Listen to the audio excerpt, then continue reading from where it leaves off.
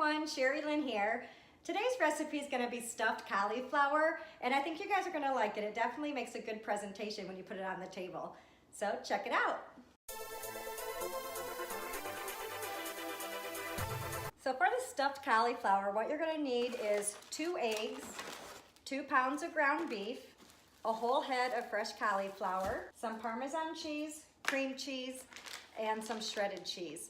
I don't do strict keto. If you do strict keto, then you'll want to grate all your cheese. Then you're gonna need some heavy whipping cream and seasonings. Now you can season the ground beef with whatever you would normally season yours with.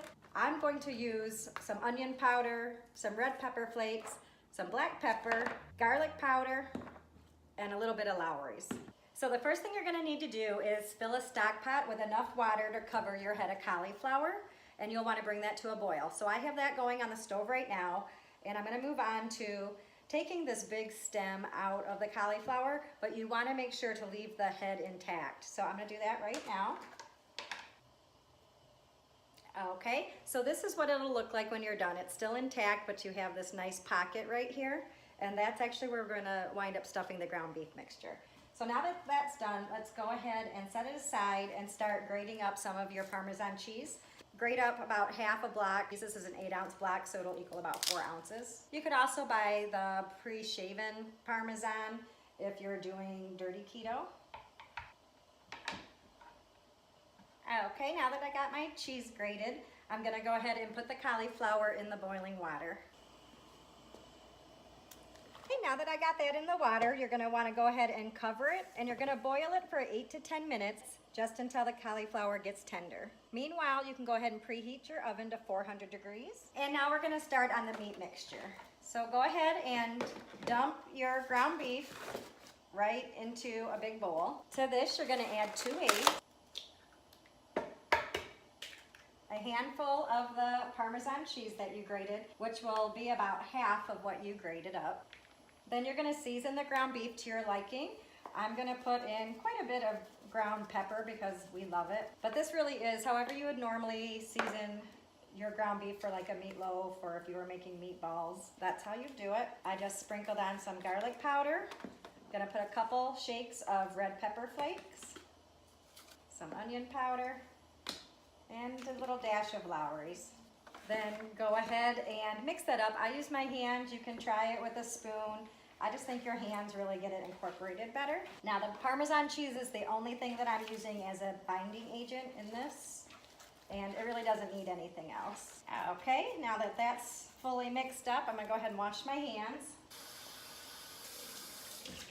So the cauliflower is almost done, and what I like to do is lay out a couple sheets of paper towels on my cutting board, and that just absorbs the water that I get off of the cauliflower when I set it back down. Okay, so the cauliflower is done, and you're gonna wanna be careful taking this out that it doesn't break apart, because you do want to leave it intact. Let it drain out a little bit, and just go ahead and put that on the paper towel. Okay, so now that the cauliflower is drained, you're gonna wanna take little balls of your ground beef and shove it in there, and you do want to kind of press it down to get it in between the cauliflower. So you want to do it gently but with enough force to get it down between the heads. And the more time you spend at this, the better it'll be. When you cut it open, you'd like the ground beef to be down in between each of those flowerets. Once you get that ball pressed in, go ahead and add another ball, and just keep doing that until you can't fit any more in. Okay, so it should look like this.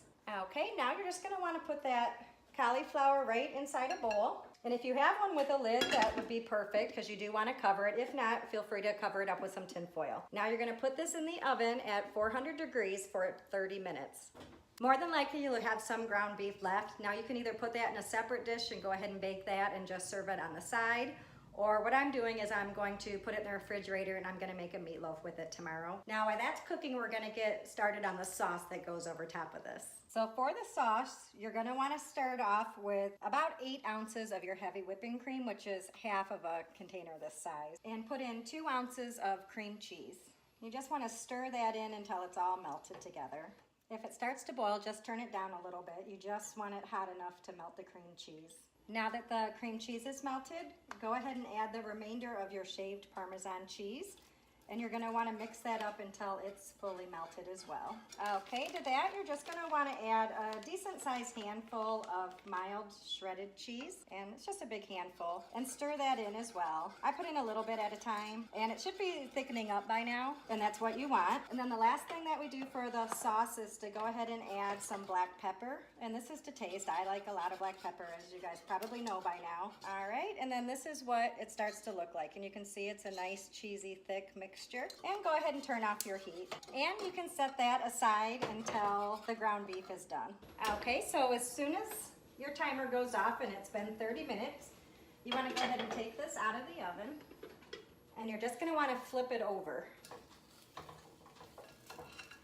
So now that you've flipped over your cauliflower, you just want to go ahead and dump the sauce that you made right over top of it. And you'll want to make sure to leave your oven preheated to the 400 degrees. Go ahead and cover it again.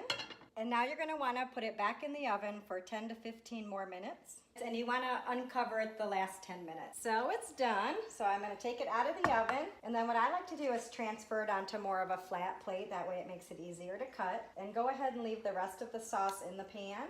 And you'll put that on once you serve. Okay, so now that you got this done, let's go ahead and cut into it. Gonna go ahead and serve a piece up. This is what it looks like. So now that I got that served, I'm going to just go ahead and drizzle some of the sauce from the pan right over top. And there it is. Okay, so I'm gonna go ahead and give this a try. It's delicious. That sauce just ties it all together, makes it so good. So definitely give this one a try, you guys, and leave me a comment. Let me know what you think of it when you do. Hope you guys have a good weekend. Bye.